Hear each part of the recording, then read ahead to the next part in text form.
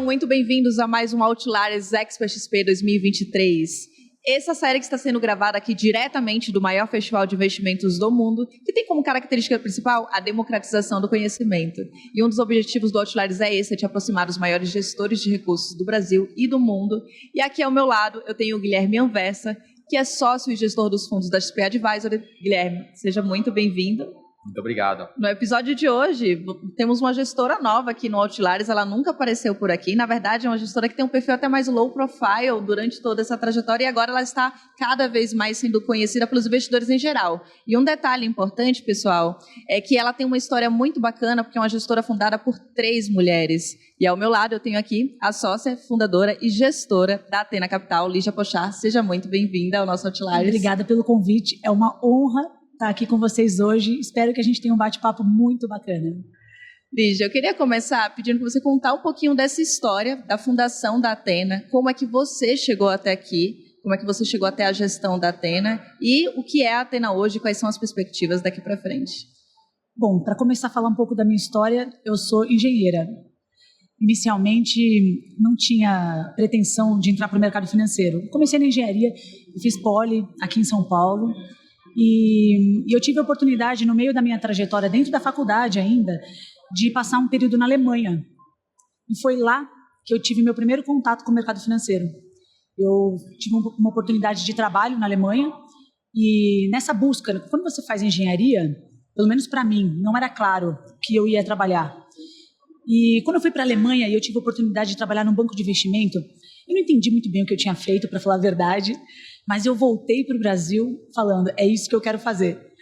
E aí eu volto para o Brasil, me formo, e eu tive a oportunidade de entrar na Scopus, com Pedro Cerise, Luiz Soares na época, e foi uma experiência maravilhosa para mim. Eu aprendi muito lá, e aí de lá para cá eu me encontrei no mercado financeiro, inicialmente em equity, analista de equity. Não. Depois eu passei por outras casas, parei na Lacan Investimentos, onde eu tive a oportunidade de conhecer o Luiz Augusto Candiota, que tinha toda uma formação bem diferente de equity, mais voltado para o macro, tinha sido do Banco Central, e eu tive a oportunidade de trabalhar alguns anos com ele, me tornei sócia, e aprendi muita renda fixa, crédito privado. Foi uma escola para mim, a Lacan. Mas mais do que só aprendizado do mercado em si, na Lacan eu tive muito contato com o backstage, com o back-office, risco, montar equipe, então de fazer parte de uma empresa. E isso para mim foi muito valioso. E eu digo que foi aí que começou a história da Athena, na verdade. Principalmente porque foi lá que eu conheci minhas sócias e meus sócios. Legal. Exatamente, eu queria aproveitar isso, né? Como a Clara comentou, ouvir uma história de uma gestora com 3 sócias fundadoras é uma raridade aqui no Brasil.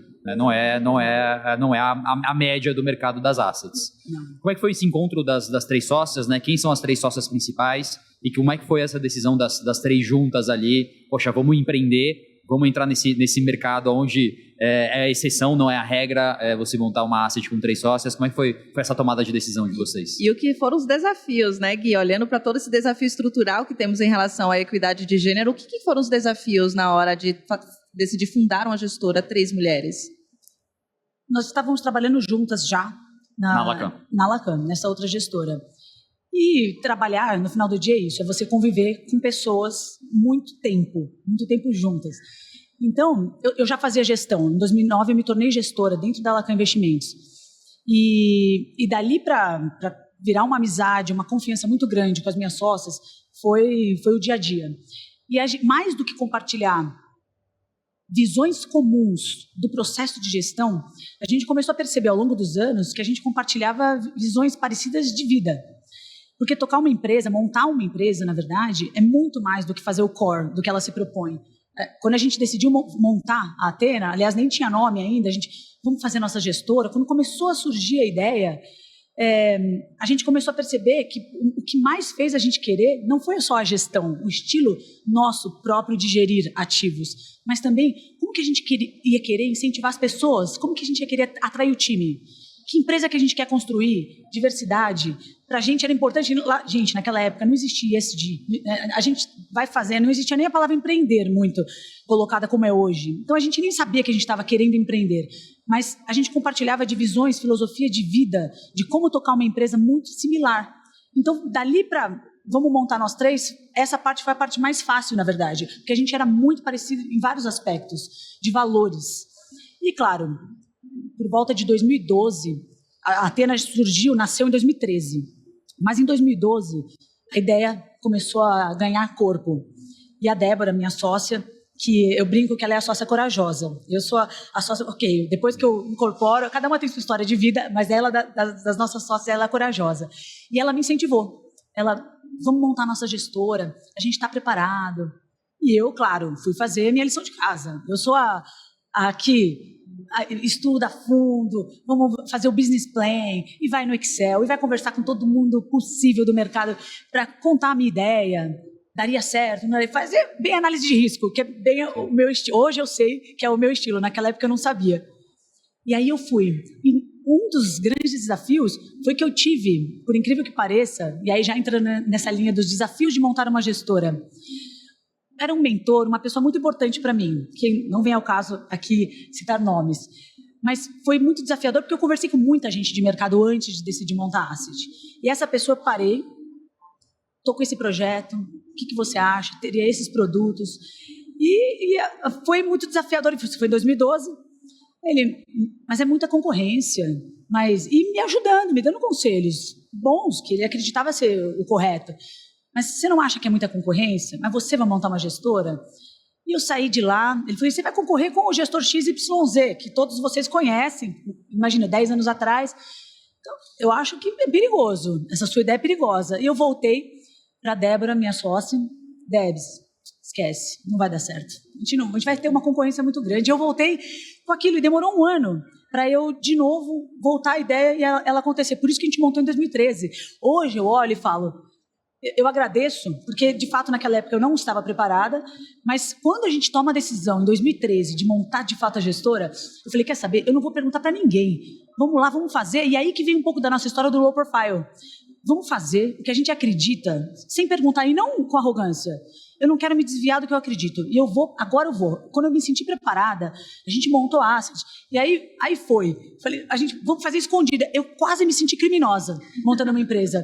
É como se eu estivesse fazendo algo escondido. Mas, na verdade, hoje eu entendo que foi uma proteção para que a gente não desviasse o foco, porque é tão desafiador montar uma empresa em qualquer área. Qualquer área no Brasil é muito difícil empreender. Numa área onde você mexe com confiança, dinheiro das pessoas, tem que entregar retorno e tem cota. Aliás, o seu trabalho é medido diariamente. É pior, não é só qualitativo, ele é quantitativo. Errou, explica. O que você não fez certo no seu processo? Então, naquela época, a única condição que eu falei para a Debs é, Debs, nós vamos montar nossa asset, mas ela tem que ser uma asset aberta, onde a gente possa atrair clientes que se identifiquem com o nosso estilo, com a nossa filosofia também de vida, de análise de gestão. Essa é uma das condições, tem que ser uma asset aberta. E a outra é que nós não vamos ter área comercial. Por quê? Foi minha condição. Isso explica, né, Anversa? Eles não estarem tão assim na boca do varejo. Como 10 assim? anos de história Isso. E ainda é a primeira vez aqui no Outliers, então isso explica muita coisa. E eu falei, não vamos ter área comercial. Por quê?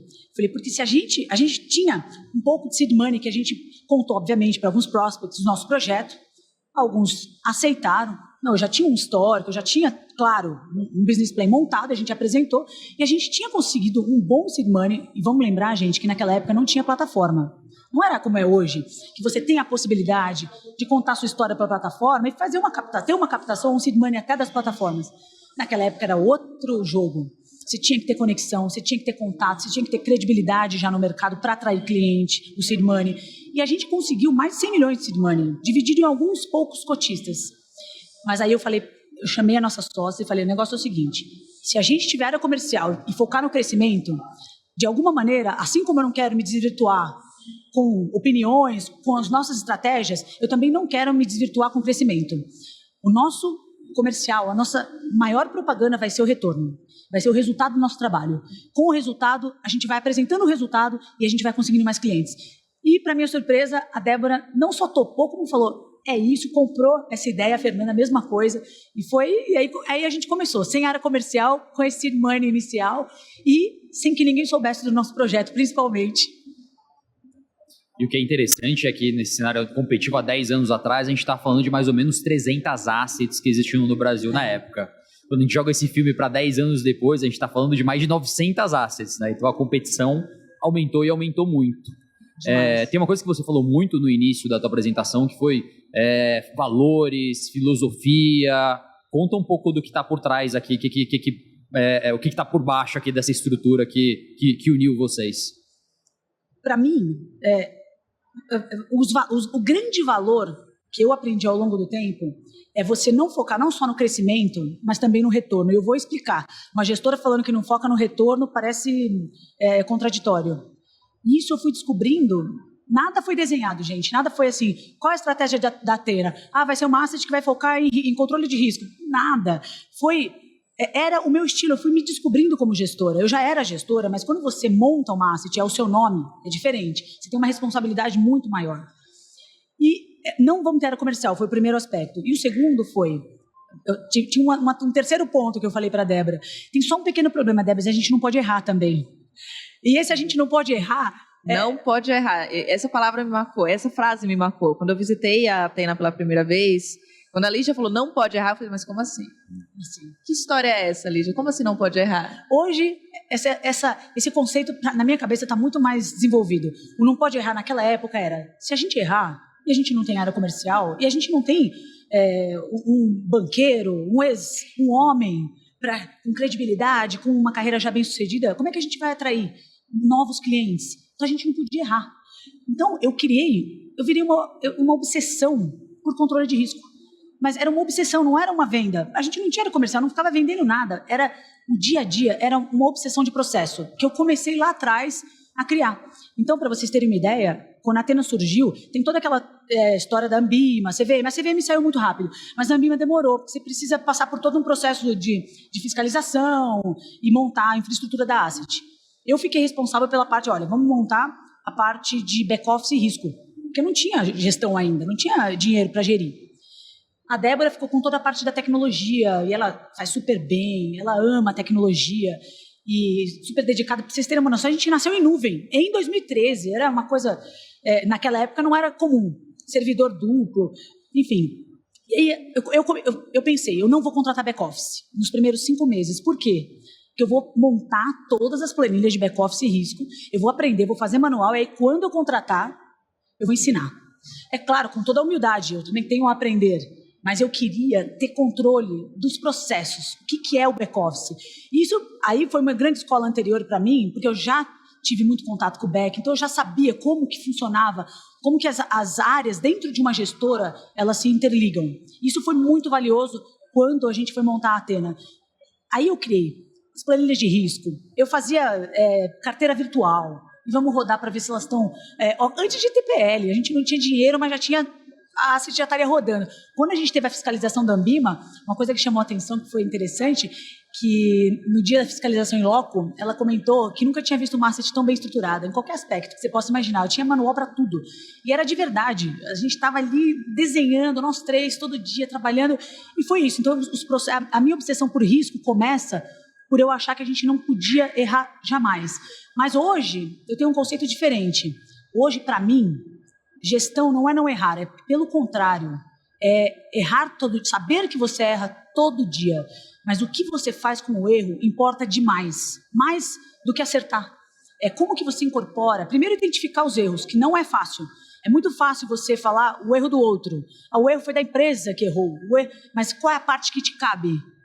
Em aceitar o erro, em analisar de todo o processo, porque geralmente outra coisa que eu sempre falo, que eu descobri ao longo da minha trajetória, é que o erro ele nunca está numa ponta só. Ele é como se fosse um acidente de um avião, onde tem várias partes do processo que houve falhas. Você pode ter certeza, não é um pontinho que foi a falha, mas você tem que analisar todo o processo, quais foram as falhas, e pegar desse processo e incorporar na sua análise, incorpora e não repita, mas admita o erro, incorpore e melhore. Então, todo ano, outra brincadeira que eu faço com a turma lá da Athena é, gente, a gente tem que olhar para trás e falar, no ano seguinte, como que a gente estava dessa maneira esse ano. Então, é também desafiador, porque a gente olha, a gente sempre acha que a gente está no melhor que a gente pode estar. Mas eu sei que ano que vem eu vou olhar e vou falar, em 2023, como é que a gente fazer esse relatório assim? Eu tenho certeza, porque não tem um ano onde a gente não identifica uma melhoria. Isso é gestão, aliás, não só de gestão de ativos, gestão de empresa, é processo. Como que você organiza os seus processos e incorpora melhorias sempre, obsessão por melhorias. No Business Plan, há 10 anos atrás, eu imagino que vocês tenham tentado desenhar também quais seriam os produtos, qual seria o universo. Então, como que estava esse desenho há 10 anos atrás e como estamos agora há 10 anos atrás? Lamberto, é muito boa pergunta. E é mais um dos desenhos que a gente não contou para ninguém. Lá atrás, hoje, é muito comum você ter assets com multiprodutos. Quando a gente fala de 2005, 2006, não era comum. Você tinha assets, eu lembro que a propaganda das assets, inclusive naquela época, era asset focada, nós somos focados. E quando a gente montou a Athena, eu sempre acreditei em multiproduto. Eu fazia análise de equity, eu comecei no equity e parti para renda fixa. Eu sempre fiz análise de crédito privado e equity.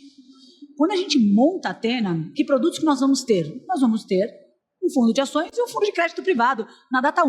A gente desenhou, isso foi muito bem desenhado. E eu sempre acreditei que a gente, na verdade, olha empresas. Eu analiso empresas. É o que eu gosto de fazer. A minha paixão que empresa que é boa, que tem vantagem competitiva, e vamos entender do negócio, vamos entender dos competidores. E esse é o nosso mundo, de análise de empresa, e visitar e conversar com os gestores das empresas, o management, e ter uma oportunidade, né, de aprender com o CEO, o CFO, com toda a parte fornecedores, stakeholders das empresas. Fazer análise é isso. E o que eu sempre acreditei é que, ok, esse é o primeiro passo. Uma segunda derivada de você conhecer a empresa é: eu quero me associar a essa empresa? Eu quero virar sócio dela? E aí você tem todo um estudo. Muita gente sabe, né? Uma parte técnica, onde você tem os seus valores que você acredita que tem que ter de prêmio para você virar sócio de uma empresa. Mas também tem para dívida. Eu quero emprestar dinheiro para essa empresa, ou eu quero virar sócio dessa empresa, ou eu não quero fazer nada. Para mim, tudo parte da análise da empresa. E eu sempre acreditei assim. Então, fazer um fundo de renda fixa e crédito privado, para mim, foi muito natural, na verdade. É claro que a gente sabe que o ponto de vista é muito diferente de cada abordagem. Você colocar um ativo num crédito, dentro de um fundo de crédito privado, é muito diferente de você virar sócio, colocar uma ação dentro do FIA. Muito diferente. Mas uma vez que você entende que são empresas, eu acho que e a gente traz, inclusive, eu sempre acreditei que tinha sinergia no crédito. A gente tem uma abordagem de análise de crédito na Athena de equity. A gente vai a fundo, a gente visita, vamos pegar avião, vamos lá, eu quero ver o estoque. Eu vou emprestar dinheiro para a empresa, eu tenho que, no mínimo, saber se ela vai me pagar, no mínimo. Mas a gente vai muito mais a fundo. A gente traz uma abordagem de preço para dívida. E isso que eu acho que é muito pouco comum. Eu pouco ouço falar de preço para dívida. A gente fala muito de taxa. Tá. E não fala, mas estou pagando caro ou estou pagando barato? A gente fala isso no equity. No equity, é muito até intuitivo. A gente fala, por exemplo, uma empresa maravilhosa, na minha opinião, nem tenho na carteira, mas eu só vou dar um exemplo para ilustrar. Multiplan. Multiplan, maravilhosa, operadora de shopping, o Pérez criou uma empresa maravilhosa, a turma toda lá é muito boa, mas eu vou ter ação da Multiplan? É muito intuitivo que não, se eu achar que a ação está cara. Acho que para a turma do equity é muito claro isso, para o investidor.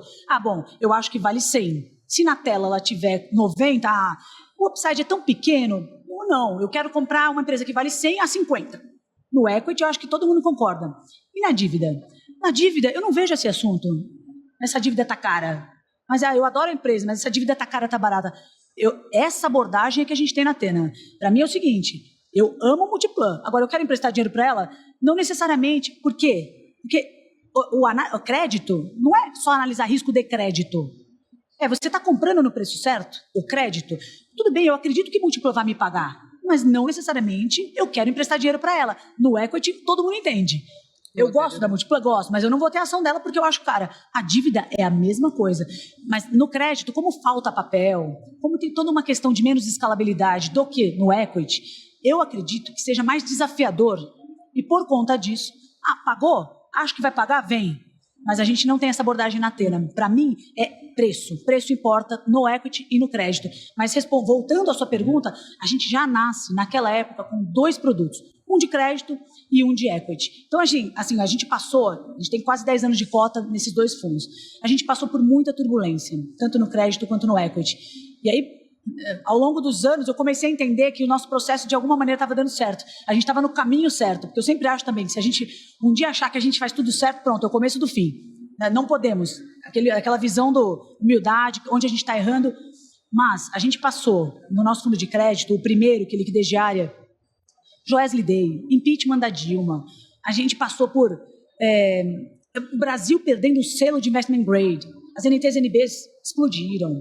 A gente passou por muita coisa. Pandemia, crise das LFTs, que nem muita gente lembra, mas para a gente que tem crédito, ainda mais liquidez diária, foi desafiador, porque a Selic caindo, ninguém mais queria LFT, aí vai acabar o CDI, aí viúvas do CDI, não sei se vocês lembram dessa discussão no Twitter, viúvas do CDI, vai acabar ou não vai? Eu nunca acreditei que ia acabar, imagina. Mas até por isso que é importante, como empresa, você ter mais de um produto, que navegam em ciclos diferentes de mercado. Também como negócio, eu acho até mais inteligente você ter, claro que tem que estar dentro do seu expertise, não é ter produto, vai agregando produto que você não entende, mas se for dentro do seu escopo de expertise, por que não? Ter produtos que navegam em diferentes ciclos, né? Mas hoje, é interessante que eu possa estar aqui contando para vocês e falar, olha, está aqui, 10 anos de cota. É diferente de eu lá atrás estar montando uma asset com duas classes de ativos totalmente diferentes e sendo potencialmente criticada. Então, esse foi uma das... Não, nós vamos criar, nós vamos fazer. E nós não vamos fazer propaganda. A gente não vai estar em plataforma. Quando as plataformas foram surgindo, também foi outro desafio. A gente não queria estar em plataforma. Naquela época não fazia sentido para a gente. A gente foi ampliando a nossa base de clientes diretos. Um amigo foi indicando outro. Para vocês terem noção, a gente começa com 5 clientes. No final do ano passado, a gente aproximadamente 100 clientes da nossa base. Clientes que foram apresentando a Athena para outros amigos, clientes também empresários que trabalham e aí também aportam o recurso na Athena por já confiar, está há muito tempo. E assim foi, a gente foi escalando dentro da nossa base. Mas, claro, eu vou chegar nas plataformas também. Né? Vou chegar... Esse desafio. Em que momento, né, foi a virada? Também podemos chegar lá. Mas foi isso, a ideia dos produtos. E ao longo desses 10 anos, a gente foi desenvolvendo novos produtos à medida que o mercado também foi demandando. Né? Por exemplo, em 2017, a gente lembra, a Selic começa a cair. Super desafiador o momento também para fundo D1, fundo liquidez diária. Porque aí, com a Selic caindo, houve uma demanda muito forte no equity, mas também para high yield, para crédito high yield. E o mercado de crédito também foi se desenvolvendo muito, né, nessa última década. Mas surgiram muitas assets de crédito. E aí, nessa época, até assets que faziam equity. Já não era mais patinho feio você fazer os dois. Mas a gente já estava lá atrás, passando por várias crises. E que para a gente foi muito valioso. Você passar por crise, errar... Depois até a gente vai chegar em Americanas, a gente vai ter história para contar dos erros nossos do passado e como a gente se preservou atualmente. Mas a gente também foi desenvolvendo novos produtos à medida que o mercado também foi permitindo. Então, em 2018, 2017, a gente começou a desenhar. Em 2018, a gente lança o nosso fundo, Athena Yield D30, que a liquidez era D30, como diz o nome, e com um pouco mais de yield, podendo ter um pouco mais de ativos mais para o estruturado do que somente, muito mais do que debêntures líquidas, enfim. E aí teve a oportunidade, hoje a gente tem fundo de previdência, então a gente foi aproveitando, claro, uma demanda de mercado e, por que não, ampliar nossos produtos também dentro do que faz sentido. Lígia, qual o tamanho hoje do time da Athena, tamanho da gestora e como está segmentado esse time de gestão? Como é essa interação entre a mesa de equities e a mesa de crédito? Muito boa pergunta. Clara, hoje a gente começa com mais ou menos 100 milhões lá atrás. Agora a gente recentemente bateu 1,3 bi sob gestão. E a gente tem 8 pessoas hoje na gestão e 15 pessoas na Athena. Nós somos um time enxuto e assim pretendemos continuar enxutos. A gente traz tanto para a gestão, na nossa análise de empresas, mas também na gestão da própria Athena Capital, essa cultura do não desperdício. Aí vou fazer até um comentário antes de falar da equipe. A gente demorou 7 anos para ter 2 Bloombers, para vocês terem noção como que nós somos na Athena. Dinheiro importa. Para mim, a gente tem que controlar sempre. Mas isso tem tudo a ver, gente, com o nosso estilo de fazer gestão. É o jeito que a gente toca a empresa, que a gente toca a vida. Outra coisa que eu não mencionei, que é tão importante quanto, é que o nosso dinheiro está 100% também na asset, na gestora. hoje. Inclusive, com quase 20% de todo o PL da Asset hoje é dos sócios. Isso é muito importante. É um alinhamento total. E mais ainda, além do nosso dinheiro estar 100% na Asset, nos mesmos veículos, pagando as mesmas taxas. E aí eu sei que é super controverso, gente. Por que você não faz um veículo apartado? Porque não é errado. Não é, eu acho que é legítimo. E até fiscalmente falando, é mais interessante. Mas a gente sempre preferiu compartilhar não só os mesmos riscos. Porque quando você tem veículos diferenciados de taxas, mas os mesmos ativos, você está no mesmo risco. É verdade. Mas você não está no mesmo retorno. Então, não é a mesma relação, para mim, na minha cabeça. Não é a mesma relação risco-retorno que o meu cotista. Então, além de tudo, nós temos também, nos mesmos veículos que os nossos cotistas, todo o nosso dinheiro. Isso todo mundo que é sócio da Asset. Mas, falando da equipe, hoje nós somos em 8 na gestão. E eu e o Felipe, que também é meu sócio, que inclusive também trabalhava na Lacan, então a gente já está juntos há quase 13 anos trabalhando. Então eu e a Débora, minha sócia, há quase 15 anos. E o Felipe, ele trabalhava já na Lacan. Eu estendo o convite para ele, mas a gente já tinha montado a Asset. Fazia quase 6 meses. Então ele está desde então, praticamente desde o início com a gente. Já trabalho com ele há mais de uma década. Hoje ele é o Head de análise, de research da Athena. Eu e ele olhamos tudo. Crédito e equity. A gente é generalista. Nós olhamos tudo. Aí, daí quando a gente vai para a turma, para os analistas, alguns ficam mais focados no crédito e outros no equity. Mas a gente fala mais focados, por quê? Porque não necessariamente. Às vezes, eu vou dar um exemplo prático que fica mais fácil para entender. Se eu tenho um analista, que no crédito, ele analisa a Klabin, ele está lá, a gente tem a dívida da Klabin, por exemplo, mas a gente eventualmente quer olhar uma oportunidade no equity, por que eu vou colocar outro analista, sendo que ele é o cara que, mais entende daquele ativo, daquela ação, daquela empresa? Então, a gente acaba que, eventualmente, pode acontecer uma intersecção. Mas eu diria que 80% é o foco, tem analistas focados em crédito, 80% no equity, e, eventualmente, a gente faz a intersecção. Mas também é importante destacar que, nos nossos comitês, e aí é outra pergunta que também cada asset faz de um jeito, a gente não tem analistas setoriais.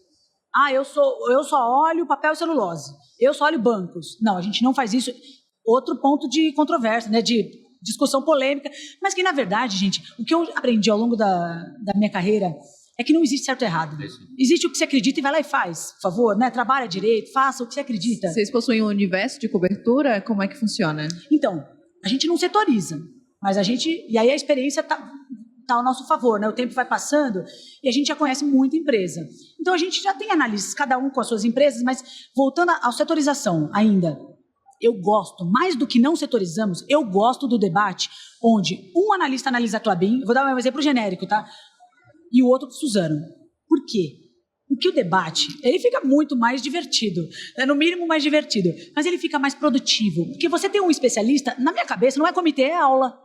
Aí quem que é o cara que contesta? Tudo bem, o gestor. O gestor, mas, gente, o analista, muitas vezes, ele sabe muito mais do micro da empresa do que do gestor. Viu? Ele é o cara que está ali, que está no dia a dia, que olha, que pega a notícia e incorpora já no modelo. Então, ele sabe mais do micro, eventualmente até do que o próprio gestor. Então, a gente precisa criar um comitê, aí, de novo, risco, onde a gente saia mais produtivo do comitê. O nosso objetivo é esse. O nosso objetivo não é ganhar, não é estar certo, não é ter razão. O meu objetivo é como que a gente traduz todo esse trabalho em resultado. E na minha cabeça você tendo comitês onde todo mundo está muito bem preparado. Primeiro de tudo, começa daí. Aliás, foram outras evoluções de comitê dentro da Athena. A gente foi evoluindo ao longo dos anos os nossos comitês. Hoje a gente tem muito mais de um comitê para uma mesma empresa. Até nessa linha de produtividade de comitê e até de não ser aula. Comitê não é aula. Nós não vamos conhecer a empresa no comitê. A gente lá vai decidir. E aí você tem 2 analistas que sabem do setor. Você tem o gestor que também sabe do setor. E o analista de risco que participa do comitê e eventualmente até convidados de fora. Eu trago até especialistas do setor de fora para deixar o comitê ainda mais produtivo. Eu acho que a gente no comitê, na verdade, o mais interessante é você encontrar erros do nosso processo. É muito mais produtivo, eu digo, um comitê é muito mais bem sucedido quando você veta um crédito ou quando você veta uma empresa do que quando você aprova. É contraintuitivo, mas aí você aprendeu. E outra, assim como na ação, nada impede hoje você vetou, amanhã você não vetou. Mas você cresceu, você aprendeu, conheceu a empresa, onde que ela tem a melhorar, ou por que eu não quis aquele crédito específico. Mas para isso a gente tem que ter comitê produtivo. Assim que eu acredito, eu não acho que é o certo, é só essa a verdade, mas eu acredito que não setorizando... Agora, tem um problema disso. Quando você tem analista muito júnior, e aí faz parte da vida, é mais desafiador. Porque se for muito júnior, para o cara não especialista, aí ele é aquele cara que sabe pouco de tudo. E aí é ruim nesse aspecto. Então é importante também você ter uma equipe sênior. Acho que nesse sentido, acho que é importante frisar. Não dá para ser uma equipe muito júnior. Então, mas a nossa equipe ela é majoritariamente sênior. Então, e a gente trabalha junto há muitos anos, compartilha das mesmas filosofias, do mesmo processo de análise. Então, nesse sentido, eu acho que a gente tem a ganhar, a gente não setorizando. E aí o nosso universo vem já de todo... Bom, bolsa, né, a gente nem tem tantos papéis assim, vamos combinar, líquidos que cabem dentro do nosso processo, mas a gente acompanha as empresas há muitos anos e, principalmente, a gente foi criando dentro dos nossos processos flags que chamam a atenção, porque a ação varia, aliás, é crédito também, mas o preço varia, às vezes de uma semana para outra, quando você viu, né, mudou o preço e surgiu uma oportunidade que você não estava vendo. Então, para isso, você tem que ter processo. Então, a gente foi criando processos que nos auxiliam não chamar a atenção de uma ação, mas que a gente já acompanha. Então, eu acredito que cada analista hoje, eu diria que, sei lá, cuida de 20 empresas, aproximadamente. É um número grosseiro, mas é mais ou menos isso. Então, a gente tem um universo bastante grande, acho que de cobertura, que é auxiliado pela experiência, né? O tempo vai estar ao nosso favor. Eu falo, gente, envelhecer tem coisa boa. Vem experiência. Você comentou sobre crédito privado, né? Que as pessoas olham muito a taxa, mas não discutem preço. Ok, preço definido no universo que existe uma certa escassez de papéis para operar. Como é que você dimensiona isso em posicionamento da carteira? Vai ser um portfólio mais concentrado, menos concentrado? Como é que você dimensiona esse preço do ativo na tua posição dentro do fundo? Bacana. Dentro da Athena, o crédito ele foi evoluindo os nossos processos. Hoje, uma ferramenta muito importante e fundamental que a gente desenvolveu foi o rating interno. Quando você olha na Ambima, e aí também, gente, eu acho que eu vou falar a palavra processo nesse podcast, vai ser a palavra que mais vai sair. Quando a Ambima ela foi também melhorando e desenvolvendo ao longo dos anos, e cada vez mais exigindo melhorias mesmo dos processos das gestoras, e eu acho que está muito certo. Quando a gente passa pela pandemia, a gente teve melhoria de processo da Ambima de liquidez, não só de preço, mas como que o gestor tem que fazer com a liquidez dos ativos dentro da carteira. Crédito, a gente pulveriza mais. Começa daí, já começando a responder sua pergunta. Mas dentro da nossa melhoria de processos, a gente desenvolveu rating interno, que é recomendável ter, não é obrigatório. Mas a gente, já que a Ambima recomenda, por que não? Vamos melhorar, a gente já faz. E a gente passou alguns anos atrás a ter rating interno. E essa ferramenta foi tão valiosa e melhorou tanto o nosso processo de análise e até de aceite para as carteiras. E aí, o que a gente faz no rating interno, que é onde a gente dá preço para os ativos? É o grande pulo do gato, eu diria, o rating interno. A gente faz toda a análise qualitativa em comitê. Primeiro, análise quem é a empresa, tudo. Legal, amo essa empresa, amei. Está aprovada na qualidade, no produto, na história da empresa. Ótimo. Vamos passar para um comitê quantitativo agora. Projeção. Fluxo de caixa. Então, a gente não é só uma análise que para no EBITDA porque eu estou indo para o crédito. Não. Eu vou parar no valor dessa empresa, como equity. Vamos. Aí, depois que a gente tem tudo o mapeamento econômico-financeiro, dos concorrentes também, tudo. Como equity, como se faz no equity, a gente faz no crédito. A gente pega, ok, a empresa está aprovada no crédito? Aprovada. Agora, que emissão que a gente vai discutir? Vamos discutir as emissões? Afinal, que instrumento? Primeiro instrumento, antes da emissão. É FDIC? Porque a empresa se financia de diversas maneiras. Qual é o instrumento que mais cabe dentro do nosso produto? Ok, vai ser CRA? Vai ser FDIC? Vai ser NP? CCB? Debentures? LFs? Tem muito. A gente tem ali uma gama de produtos. Ok, esse é o instrumento que a gente vai analisar agora no comitê. Então, é outro comitê para analisar se aqueles instrumentos, aquelas emissões fazem sentido. Ok, aí onde eu quero chegar que eu vou linkar com o rating interno. Depois que a gente analisou, está tudo aprovado. Nossa, essa empresa eu adorei. Ela vai pagar com a geração de caixa e não com follow-on, e não com emissão de capital, e não com reestruturação de dívida, pelo amor de Deus, e não com rolagem de dívida. Para nós é muito importante que a empresa tenha geração de caixa. Então, a gente gosta, depois a gente pode até entrar mais nisso. mas eu quero linkar com o rating interno. Aí, ok, qual é o preço dessa dívida? Né? Que, na verdade, é a taxa versus duration, que importa. Qual é o prazo que eu vou querer emprestar? Eu quero estar no curto, no médio, no longo? Daquela mesma empresa já aprovada. E eu posso negar o crédito, aquela emissão. Ok, eu quero esse crédito, 2 anos. Vamos fazer um exemplo genérico. 2 anos, duration 2. Eu vou pegar o meu rating interno que eu tenho.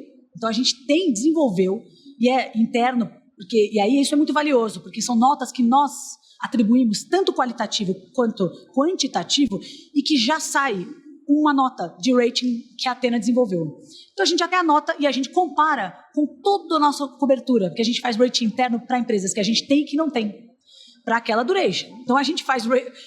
aí é muito específico. Então, você vê como você vai fazendo bem específico. Então, o crédito já está aprovado, adorei a empresa, ela vai me pagar, aí vamos ver se a emissão faz sentido? Aí a gente plota no rating interno. Se aquela taxa tiver diferente do que eu acho, para mesmo rating, ou seja, mesma qualidade que eu atribuí àquela empresa, para aquela duration similar, eu não vou emprestar dinheiro. E, gente, é bonito falar isso, né? Nossa, mas que critério bom, vocês são conservadores. Só que, na prática, significa não ganhar dinheiro, se você, eventualmente, não achar papel. Então, é muito desafiador. Acho que o mais desafiador de tudo é você criar um processo que você acredita e cumprir. Às vezes, você tem um processo bom, mas você pode ficar afrouxar os seus critérios em momentos de mercado desafiadores. Então, gente, gestão, eu resumiria em 2 palavras. Processo e disciplina, não, processo e paciência. Paciência.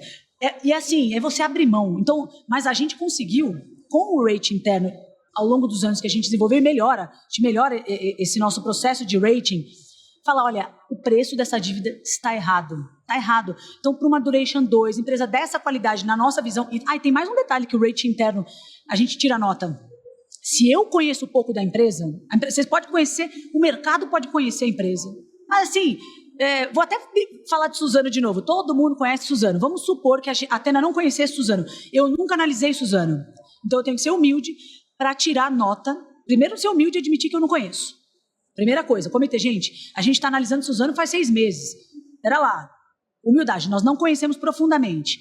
Ok, então no rating, a gente faz um deflator. A gente dá uma nota onde isso nos protege, porque a partir do rating também vai surgir qual é o percentual que eu quero ter na carteira. O rating faz parte disso, ele linka. Para rating tal, eu não posso ter mais do que X%. Então, ao eu atribuir uma nota negativa por eu não conhecer tão bem o ativo, isso me protege. No final, protege o cotista, protege a gestão. Por quê? Porque você pode conhecer a empresa, ela tem uma fama de ser o máximo. Americanas não tinha fama de ser o máximo? Não importa, você tem que ter processo e cumprir o processo. E dar nota negativa se você não conhece. Nota negativa é um modo de dizer, a gente tem que ter esse deflator, porque aí você empresta pouco. Se você errar no final, é tudo uma questão de... Errar faz parte. Você tem que errar menor. No final, você vai criando ferramentas que vão te protegendo de erros, né? Vão mitigando. Eu acho que no final do dia, gente, fazer gestão é você entender que é controlar risco e que o retorno ele é uma consequência de um processo de análise de risco. Ele não é o objetivo. Por isso que eu brinco, eu comecei o podcast falando que é uma gestora que não foca em retorno. Como assim? Né? Você não foca em retorno? Não está na minha mão o retorno. Muita gente me pergunta qual que é a meta de retorno do yield D30, do fundo previdenciário, que inclusive a gente vai sair daqui 2 semanas na XP. Qual que é a meta de retorno do liquidez diária? Ninguém pergunta qual que é a meta de retorno para fundo de ação, né? Ninguém pergunta isso. Por quê? Porque não está na nossa mão falar o retorno. O que está na nossa mão é que preço que você compra ativo. Isso sim faz parte da minha responsabilidade. Que preço que eu compro? Isso está na minha mão, é minha responsabilidade. Então, é meio nessa linha, a gente inverte um pouco a lógica, né, na Athena. Esquece retorno, foca no risco, foca se está adequado o preço que você está comprando os ativos. E aí, abra mão, coloca em caixa. Então, assim, e aí eu comento, né, que é muito bonito falar isso, mas é muito desafiador, principalmente ano passado. Todo mundo fala esse ano foi desafiador no crédito. Ano passado, para mim, foi muito pior. Não tinha ativo. E aí, na sua linha, Anversa, de pergunta, não é tão escalável, não tem ativo. O que você faz? Eu aumento o caixa. É isso. E eu dou menos retorno mesmo. Aí eu brinco até, eu faço muita apresentação para cliente nosso, agora para escritórios, agora que a gente está na plataforma. E aí? Eu falo, qual que é o retorno? O que você faz? Não, é isso mesmo. Nós vamos estar com um carrego menor. Eu não desaprendi a fazer gestão. Eu brinco. Fazer gestão, gente, no final, você tem um fogão, você controlar a boca do fogão. Eu quero fogo baixo, fogo médio, fogo alto. Se eu identifico que os spreads, mercado secundário, está muito demandador, não tem spread, mas, fogo baixo, aumenta a caixa, empresta para a empresa melhor, abra mão de retorno. E você até aumenta o capacity do fundo fazendo isso, sabia? Porque tem muita história, né? Qual é o capacity do fundo de crédito? É menor, não tem ativo. Tem sim. Aumenta o caixa, dá um retorno um pouquinho menor. Não é que, obviamente, não é que a gente não vai dar retorno. Mas tem ativo que vai pagar menos, naquele momento é bom. Você vai se preservar. Quando os spreads abrirem, você vai comprar mais barato a dívida. No equity é tão intuitivo isso. Por que não é no crédito? Essa nossa cabeça. Coloca caixa, vai para o caixa. E caixa não é LF bancária. Caixa é caixa. Compromissada é LFT que eu estou falando. Caixa, caixa. Bom ponto. A gente está quase caminhando para o final do episódio. Passa muito rápido. Passa rápido. Passa voando, mas tem um ponto muito interessante. Acompanhando aqui, durante todo o ano, eu fiz alguns estudos sobre os fundos de crédito, olhando para toda essa volatilidade do mercado e buscando trazer para os investidores um pouco do que estava acontecendo. E muito desses levantamentos, eles faziam alguns rankings. Eles montavam ali quais fundos foram impactados por esse cenário, seja por ter na carteira Americanas ou Light, seja pela abertura dos spreads que estavam dentro da carteira dos fundos, e quais fundos conseguiram superar o CDI e manter a resiliência. E em todos os rankings, Anversa, a Athena estava lá. E aí eu queria entender de vocês, e de uma forma mais resumida para a gente caminhar aqui para o final do episódio, o que foi que vocês fizeram dentro da carteira nesse cenário que trouxe essa resiliência? E eu até puxo um pouco mais, porque em 2020 também vocês mostraram resiliência na carteira. Qual é a característica da gestão da Athena que traz essa resiliência para o investidor dentro dos fundos de crédito? Bom, obviamente tudo que eu já comentei dos processos, mas uma análise muito importante que a gente aprendeu ao longo dos anos é você analisar apetite de mercado secundário. Isso a gente analisa o dia inteiro, todos os dias, mercado secundário, spreads. Mas vou até contar uma história, essa falando de Americanas, no final do ano passado, em 2022, é claro, a gente é uma casa que também tem muito crédito, então os estruturadores, eles ligam para a gente oferecendo produtos, é normal. Olha, a gente tem um produto aqui que vai sair, o que vocês acham? E era um FDIC na época, e a história era muito boa. O FDIC era muito bom. E a gente falou, legal, gostei. E aí, então vocês gostariam? Aí eu falei, claro, gostaríamos. Manda o material, é claro, né? Porque pra gente fazer agora a nossa lição de casa. Aí o estruturador, não tem material ainda, mas o book já está tomado. Aí eu, mas não tem material? Como é que a gente vai analisar? Não, mas é que como o book já está tomado, eu já estou contando para vocês, mas o FDIC era bom, não era ruim, do ponto de vista de pagamento. Aí a gente, internamente, a gente chegou e falou, nem precisa me mandar o material, porque se já está tomado, sem ter material, é um sinal tão importante que, no mínimo, o preço vai sair errado. Não é preço que eu comentei aqui que importa? Então, ainda que eu gostasse do crédito, o FDIC era bom, ia pagar, mas o preço dele vai sair, não vai dar no meu rating, então não vai ser ruim, eu vou pagar caro por esse. Então, nem analisei. Mas isso são sinais que a gente tem que incorporar dentro dos nossos comitês. Então, análise do mercado secundário, demanda enorme por ativos e spreads fechando, são sinais, Clara, que a gente tem que ser mais conservador. Então, no final do ano passado, o que a gente fez? Eu encurtei a duration da carteira, emprestei para ativos melhores, passei Americanas em comitê e vetamos o crédito. E aí, acho que vale falar por que a gente vetou Americanas, sendo que Americanas era a queridinha do mercado, tinha um controlador bom e tal. Um dos processos que a gente aprendeu, que a gente incorporou no nosso checklist de processos é não emprestar dinheiro baseado em controlador. Isso, hoje eu falo, isso parece óbvio, mas se eu falasse isso ano passado, não era óbvio. Não era. A gente não empresta baseado em controlador. Por quê? Porque já erramos no passado. Já cometemos esse erro. Erramos pequeno, a nossa cota nem aparece, mas erramos. E admitimos o erro e não achamos que o erro foi do controlador, foi do balanço fake. É claro que o caso Americanas é muito específico. Balanço fake, é muito difícil. Eu não peguei o balanço fake. Eu não peguei, mas eu não tinha o crédito. Por quê? Porque qual é a parte que te cabe? É isso que eu falo. Não nos cabe pegar erro de balanço, fraude. Eu não acho, que é uma sacanagem que a gente tenta pegar, mas a gente não pegou as inconsistências também. Mas, no final do ano passado, nós vetamos o crédito. Qual é a parte que te cabe como gestor? Tem outras maneiras de vetar. Quando a gente olhou o processo de Americanas, a gente pegou 2020 para cá. Tinham feito follow-on, estavam capitalizados e só deteriorou a saúde financeira da empresa nos últimos 2, 3 anos. A gente olhou, a alavancagem voltou a aumentar.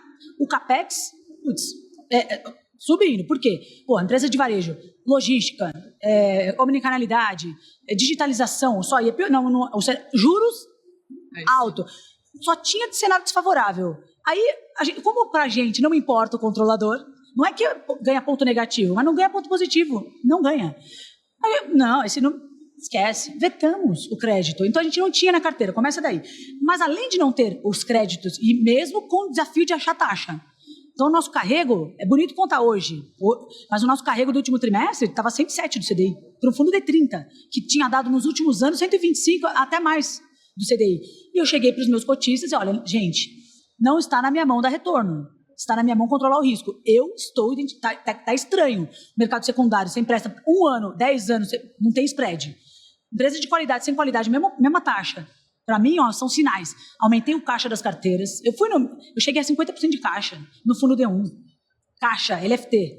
Aí, aumentei o caixa, emprestei para a empresa melhor, troquei a qualidade.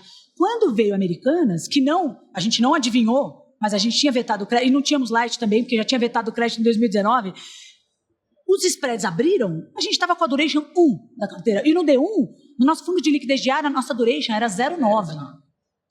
Volatilidade do meu fundo, esse ano, do D30, é 0,12.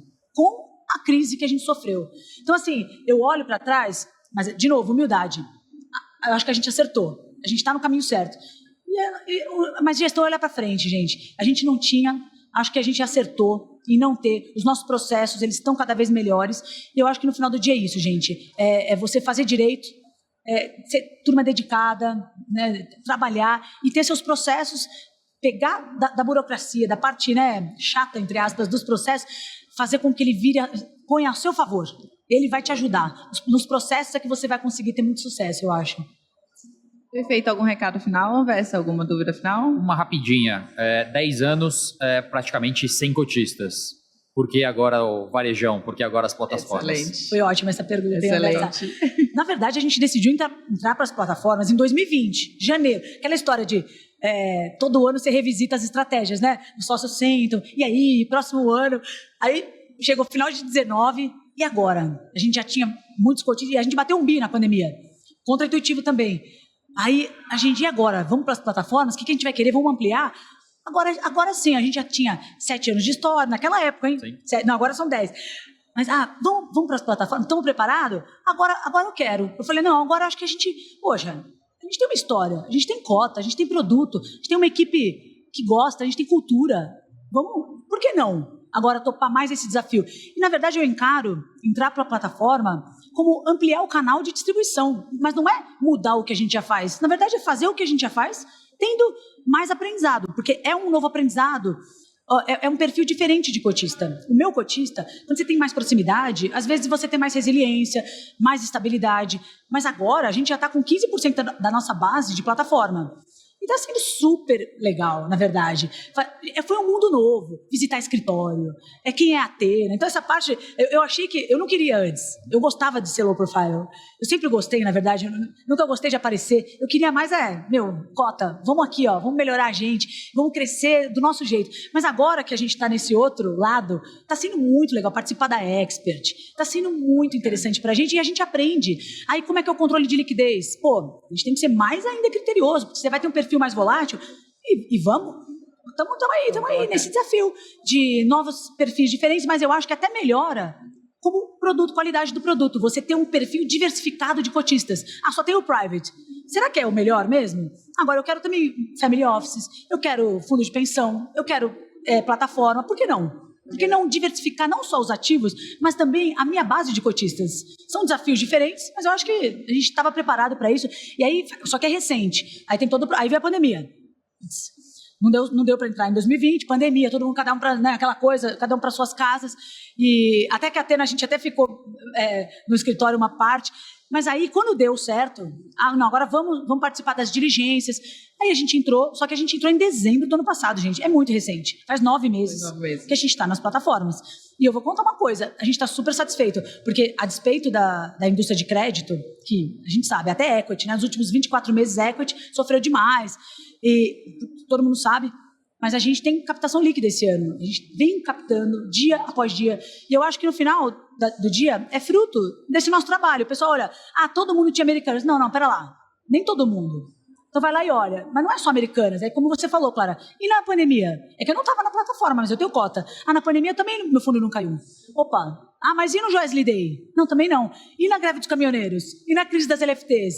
E aí e Americanas? E aí a Duration? Aí você começa a olhar e fala, não, peraí, tem um processo aqui por trás. Tem. Resiliência é o nome do jogo? Eu acho. É isso aí, Clara. Lígia, muito obrigada. Anversa, muito obrigada também. A gente está caminhando agora para o final do episódio. Como eu falei, o episódio acaba passando voando quando a gente está aqui conversando durante a Expert. Queria deixar um convite para você que está acompanhando a gente, porque a Athena tem feito um trabalho muito bacana em relação a conteúdos. Tem algo que eu admiro muito, Lígia, em relação a essa democratização do mercado financeiro, que é um dos objetivos aqui do Outliers, que é conseguir compartilhar para as pessoas, para os investidores, conhecimento de forma simples. E isso vocês começaram a fazer isso recentemente nas redes sociais, que é muito bacana de conferir esse trabalho. Então, deixo aqui o convite para quem está acompanhando a gente também conferir. Agradecer a presença, é uma verdadeira aqui aula para conhecer a Athena, conhecer vocês. E fica aqui a casa aberta para outros momentos vocês compartilharem um pouco mais dessas visões. Agradeço aqui a oportunidade, agradeço a quem está acompanhando a gente. E não deixem de se inscrever aqui no canal da XP para acompanhar os próximos episódios do Outliers. Obrigada pelo convite e também não deixem de seguir a gente nas redes sociais. Athena Capital sem H, gente. Muito bom. Obrigado a todos. Valeu, pessoal. Obrigada. Até a próxima. Até a próxima.